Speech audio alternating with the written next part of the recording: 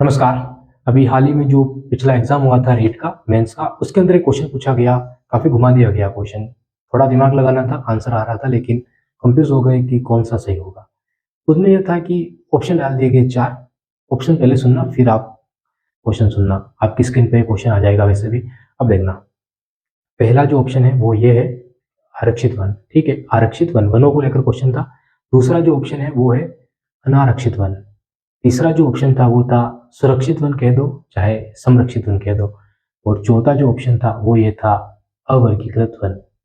Question है कि कौन सा वन वनों की श्रेणी में शामिल नहीं है राजस्थान के अंदर। मुख्य रूप से राजस्थान लिखा गया और बताया गया। ऐसा लगता है क्वेश्चन सुन के कि जैसे कि भारत के अंदर तो शामिल होगा, लेकिन राजस्थान के अंदर इसको शामिल नहीं रखा गया है। अब समझना है यहाँ पे सबसे बड़ी बात यह है इसमें कि जो क्वेश्चन उठाया गया ये कहाँ से उठाया गया, तो जो अधिनियम बनाया गया उसमें जो डेफिनेशंस दी गई, जो आपको पॉइंट दिए गए, जो फैक्ट दिए गए उसको कि इस प्रकार से अधिनियम होगा, इस प्रकार से लागू होगा, और जैसी जैसी जगह पर जैसे जैसे वन होंगे वहां पे लोगों को उतनी ही छूट दी जा सकेगी या फिर बिल्कुल ही छूट नहीं दी जा सकेगी। ये ऑप्शन थे। उनके अंदर हमको ये पढ़ना था कि किस किस वन का जिक्र किया गया है और किस वन का जिक्र नहीं किया गया है। जिस वन का भी जिक्र उस रिपोर्ट के अंदर नहीं किया गया है वही ऑप्शन राइट होगा। तो मतलब ये गाइड से हटकर उस रिपोर्ट के आधार पर ये क्वेश्चन पूछा गया। अब समझना, हमारे सामने ये जो ऑप्शन था वो था कि जो वन है उनमें से एक है आरक्षित वन। आरक्षित वन, एक ऑप्शन और डाला गया और वो ऑप्शन डाला गया इसी का उल्टा। ठीक है, तीसरा ऑप्शन जो डाला गया वो डाला गया संरक्षित वन या फिर सुरक्षित वन। सुरक्षित वन, और चौथा ऑप्शन जो डाला गया वो डाला गया अवर्गीकृत वन। जो खेल है इस क्वेश्चन के अंदर वो यहां पे किया गया आपके साथ। इन शब्दों के अंदर आपको ये भी पूछा गया और ये भी पूछा गया। अब ये ऑप्शन तो आपको आ रहे थे कि ये तो वनों के प्रकार है और हमने काफी बार सुना भी है, लेकिन ये है कि ये है, इन दोनों में से जब आपका आंसर था तो हमने अभी बात की कि ये जो ऑप्शन है ये उस रिपोर्ट में है ही नहीं।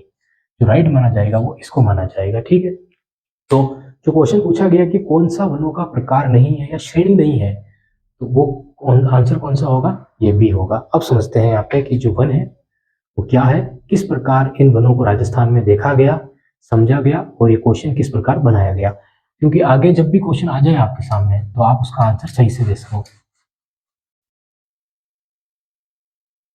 सबसे जरूरी है राजस्थान के मैप को समझना कि राजस्थान का जो मैप है वो आपके सामने किस प्रकार है और किस प्रकार की ये आपको दर्शाता है कि राजस्थान में किस प्रकार के वन हमको मिल सकते हैं। सबसे पहले हमको एक वन की बात, मरुस्थल की बात करनी है। मरुस्थल की, अब राजस्थान के अंदर जब भी आप मरुस्थल की बात करोगे देखोगे तो आधे से ज्यादा भाग पर मरुस्थल ही फैला हुआ है, जहाँ पर आपको काफी कम वनस्पतियां मिलेगी, कंटीली झाड़ियां ही मिलेगी। दूसरा, काफी कम जनसंख्या मिलेगी और क्षेत्रफल इतना अधिक मिलेगा यहाँ पे, जनघन तो काफी कम मिलेगा यहाँ पे। ठीक है, तो ऐसी स्थिति में हमारे सामने जो वनों के प्रकार यहाँ पे निकल के आते हैं, कौन से वन आ सकते हैं मुझे बताओ। क्या कोई भी प्रशासनिक इकाई यहाँ पे इतना ज्यादा लोड लेगी जहाँ पे आपको वनस्पतियां ही नहीं मिल रही है, जहाँ पे आपको हरी घास ही नहीं मिल रही है, बस रेत ही रेत, रेत के टीले धोरे यही आपको मिल रहे हैं। यहाँ पे कोई भी प्रशासनिक इकाई इतना ज्यादा लोड नहीं लेगी। हाँ, अगर कोई प्रोजेक्ट चलाया जाता है तो उस पर वो लोड ले सकती है, लेकिन यहाँ पे हमको इतने अधिक, मतलब अधिकता वाले सघन वनस्पति वाले वन मिलते नहीं है, तो यहाँ पे ज्यादा लोड भी नहीं लिया जाता है और क्षेत्रफल काफी ज्यादा है। लोगों को यहाँ पे लकड़ी की आवश्यकता भी होती है ईंधन जलाने के लिए, ठीक है, रोटियां बनाने के लिए, जो भी, तो उसके लिए यहाँ पे इनको छूट दे दी जाती है बिल्कुल ही। तो उसको हम कह सकते हैं अवर्गीकृत वन। अब इनको देखा कैसे जाता है उसको समझो, क्योंकि आजकल थ्योरी के क्वेश्चन बहुत ज्यादा उठाए जा रहे हैं। सबसे ज्यादा आपको जैसलमेर, बीकानेर, फलोदी, गंगानगर, ठीक है, जोधपुर, ये स्थान सबसे ज्यादा आपको मिलेंगे जहाँ पे आपको सर्वाधिक मरुस्थल वाले क्षेत्र मिलेंगे। तो हम मोटे मोटे तौर पर हम कह सकते हैं कि जो हमको अवर्गीकृत वन मिलते हैं वो सबसे ज्यादा हमको कहाँ पे मिलते हैं, वो इन क्षेत्रों में मिलते हैं। ठीक है, अवर्गीकृत वन में हमको जो मिलते हैं। तो ये डेफिनेशन आपको समझ में आई कि नहीं आई, कि जो तीन प्रकार है उनमें से जो पहला प्रकार सर्वाधिक स्तर पर हमको मिलेगा वो जैसलमेर हो गया, बीकानेर हो गया, फलोदी हो गया, ऐसे से ऐसे क्षेत्रों में मिलेगा। तो जब भी आपको आसपास का क्षेत्र पूछा जाए तो आप आसानी से आंसर दे पाओगे। हमने काफ़ी अच्छे से समझा कि जो अवर्गीकृत वन है वो किन क्षेत्रों में ज़्यादा हो सकते हैं।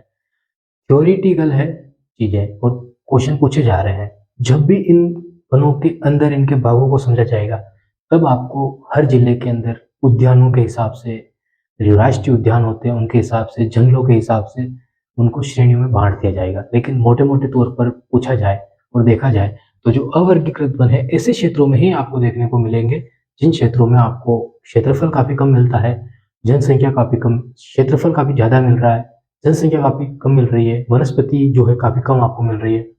वहाँ पे जो इकाइयाँ हैं वो ज़्यादा लोड नहीं लेती है, ठीक है?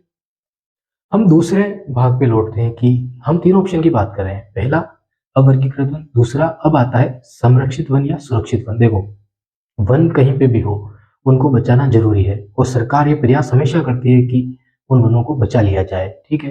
किताबें तो यही कहती है कि सरकारें हमेशा प्रयास करती है, करे या ना करे। किसी को ज़मीनें दे दी जाती है फ्री में, तो फिर वो तो गलत बात हो जाती है।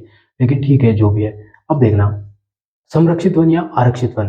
अब राजस्थान के ऐसे क्षेत्र हैं, जैसे कि सवाई माधोपुर हो गया, हाड़ौती क्षेत्र हो गया, ये पूरा झालावाड़ से इधर वाला भाग, कोटा, ये हाड़ौती क्षेत्र। तो ऐसे क्षेत्रों मोटे-मोटे तौर पर हम देखेंगे तो यही आएँगे, जैसे कि करौली, सवाई माधोपुर, बूंदी, कोटा, ये क्षेत्र हैं। यहाँ पे आपको वनस्पतियाँ मिलेगी, आपको जंगल भी मिलेंगे, लेकिन आपको यहाँ पे ऐसी जनजातियाँ भी मिलेगी जो जनजातियाँ इन्हीं जंगलों पे निर्भर है। उनके जो पशु है उनको चराना आवश्यक है। उनके पास जो जंगल है, ज़मीन है, वहाँ पे उन पशुओं का चरना काफ़ी ज़रूरी है, ताकि इन लोगों के घर चल सके। जो दूध उत्पादन होता है, ठीक है, वो इन जंगलों पे काफ़ी ज़्यादा मतलब कि इनके ऊपर ही निर्भर रहता है। दूसरी चीज़ कि जो लोग होते हैं, जनजातियाँ हैं, गरीबी की स्थिति है, तो ऐसी स्थिति में क्या होता है कि ये लोग जो हैं, वो जंगल की लकड़ियों पे काफ़ी निर्भर हैं। तो जो संरक्षित वन जो होते हैं, संरक्षित वन जो होते हैं या फिर सुरक्षित जो वन होते हैं, ये दोनों ही वन एक ही प्रकार के वन हैं, इनको एक ही जैसा माना जाता है।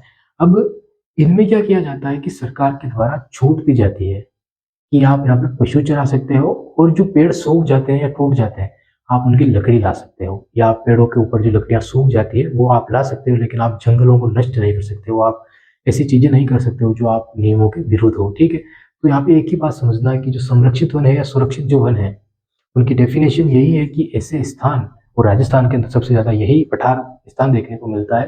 बाकी मैदानी भागों में आपको खेत मिलेंगे, खलिहान मिलेंगे, वहाँ पे ऐसी स्थिति नहीं है। लेकिन पठारी क्षेत्र, मैदानी भागों में देखो पशु चारण की बहुत व्यवस्थाएं हैं, बंजर भूमि पड़ी हुई है काफ़ी सारी। लेकिन यहाँ पे लोग काफ़ी निर्भर है जंगलों के ऊपर, तो उनको ये छूट दी जाती है कि आप जाके चीज़ें ला सकते हो। तो 2 चीज़ें हो गई। हमारा तीसरा जो वन है, उसको कहते हैं आरक्षित वन। अब ये जो आरक्षित वन है, हमने बात की सरकार ने पूरी तरीके से छूट दे दी या कुछ शुल्क लेके उनको छोड़ दे दी। यहाँ पे हमने बात की कि सरकार ने लोगों को भी सोचा, जनजातियों की भी सोचा और सरकार ने जंगलों की भी सोचा। तो उन्होंने ज़्यादा छूट नहीं दी, लेकिन इतनी छूट दी कि आप पशु चराओ, आप लकड़ी लेके आ जाओ, लेकिन आप जंगल मत काटो, ठीक है? तो उनसे परमिशन लो, आप जाओ, ये छूट दे दी। उसके बाद है आरक्षित वन। अब हमारे सामने ऐसा क्वेश्चन बनाइए कि आरक्षित वन क्या होते हैं? सीधा जवाब है कि सरकार के द्वारा डायरेक्ट एक्शन लिया जाता है, किसी भी प्रकार की आपको छूट नहीं दी जाएगी। जैसे अगर हम बात करें तो हमारे अरावली मध्य प्रदेश को लेकर, और अगर मोटे तौर पर इस क्षेत्र को देखें तो हमको वो क्षेत्र देखना पड़ेगा जहाँ पे सबसे ज्यादा हमको क्या मिलते हैं, जगह जंगल मिलते हैं, सघन वनस्पति मिलती है, और वो कहाँ पर मिलेगी? आप बताइए।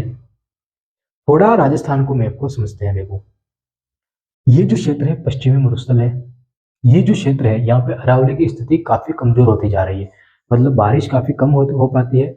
उसके कारण यहाँ पे जो वनस्पतियां हैं वो इतनी सघन नहीं है। लेकिन ये जो क्षेत्र है, उदयपुर, चित्तौड़गढ़, प्रतापगढ़, ठीक है, इधर सिरोही, ये जालोर, जालोर तो इधर आ गया, सिरोही, उदयपुर, सलूम्बर, राजसमंद, इधर पाली। तो ये जो क्षेत्र है ये वाला, ये क्षेत्र काफी ज्यादा सघन वनस्पति वाला क्षेत्र है, ठीक है।